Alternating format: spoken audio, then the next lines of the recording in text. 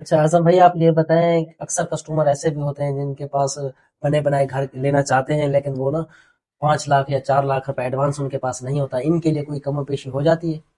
ہاں بالکل کمی پیشی ہے. جن حضرات کے پاس ہم نے جو ویڈیو 2 دن پہلے چلائی ہیں بنے بنائے گھر کی، اس کا ہم نے 5 لاکھ روپے پہلے ایڈوانس تھا، اس کے بعد 3 لاکھ روپے ایڈوانس لگایا تھا رمضان آفر میں. جی جی لیکن اب ہمارے پاس ایسے گھر بھی ہیں بنے بنائے جس کے اندر اگر آپ کے پاس 2 لاکھ روپے ایڈوانس پیمنٹ ہے تو بھی آپ کی بکنگ ہو سکتی ہے. اگر آپ کے پاس 1.5 لاکھ روپے ایڈوانس ہے تو بھی آپ کی بکنگ ہو سکتی ہے. مثلا یہ تو ایسی آفر ہے کہ آپ خالی پلاٹ جو ہے وہ 1.5 لاکھ روپے ایڈوانس یا 1 لاکھ روپے ایڈوانس دے کر بکنگ کراتے ہیں، تو اس کی جگہ آپ کو بنا بنایا گھر مل رہا ہے. اور پلس یہ ہے کہ اگر آپ نے بکنگ کرانی ہے بنے بنائے گھر کی، آپ آ جائے 2 لاکھ روپے ہمیں ایڈوانس پیمنٹ کرائیے، اپنی بکنگ کرائیے، کل آپ کو اس کی فائل مل جائے گی اور ہاتھ کے ہاتھ قبضہ مل جائے گا. مثلا آپ نے فوراً قبضہ لے کے اسی گھر میں رہائش کر لینی ہے. صحیح. کہیں پر اگر آپ رہ کے کرایہ بھر رہے ہیں اس کی جگہ اپنی قسط پے کرتے رہیں، اسی گھر میں رہ کے آپ کرایہ کی جگہ وہ قسط پے کر سکتے ہیں.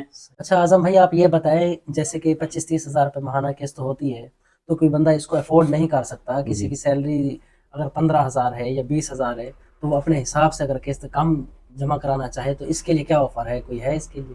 ہاں بالکل، جو تنخواہ دار طبقہ ہے یا پھر جس کا کام کوئی ایسا ہے کہ وہ زیادہ ماہانہ قسط افورڈ نہیں کر سکتے، تو ان کے لیے بھی ہے کہ اگر آپ چاہیں تو کم سے کم جو ہے 15 ہزار روپے ماہانہ قسط ہمارے شیڈول میں ہے. کم سے کم 15 ہزار روپے ماہانہ قسط آپ پے صحیح. کر سکتے ہیں بنے بنائے گھر کی.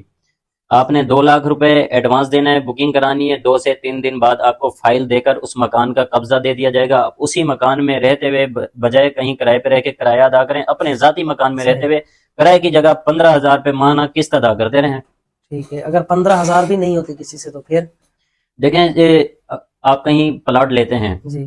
خالی پلاٹ، تو خالی پلاٹ آپ کو فل آبادی کے بیچوں بیچ جہاں پر پانی، بجلی اور فل آبادی، ٹرانسپورٹ، ہر ایک چیز کی سہولت ہوگی. باقاعدہ اسکول چالو ہوں گے، باقاعدہ مساجد ہوں گی، باقاعدہ وہاں پر ہسپتال کیا، کلینک کیا، وہاں پر پرچون کی دکانیں کیا، وہاں پر دیگر اشیاء جو بھی ہوتی ہیں ایک ضرورت کی وہ ہیں.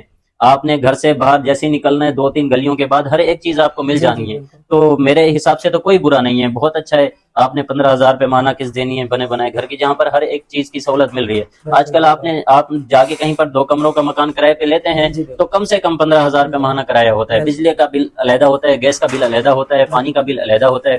اس میں تو آپ کو ساری چیزیں جو ہے اسی کے اندر ایڈ ہو رہی ہیں. صحیح صحیح بالکل. اور کوئی اس کے جو ہے ایکسٹرا چارج نہیں ہے، کوئی آپ نے ڈیولپمنٹ چارج نہیں بھرنے.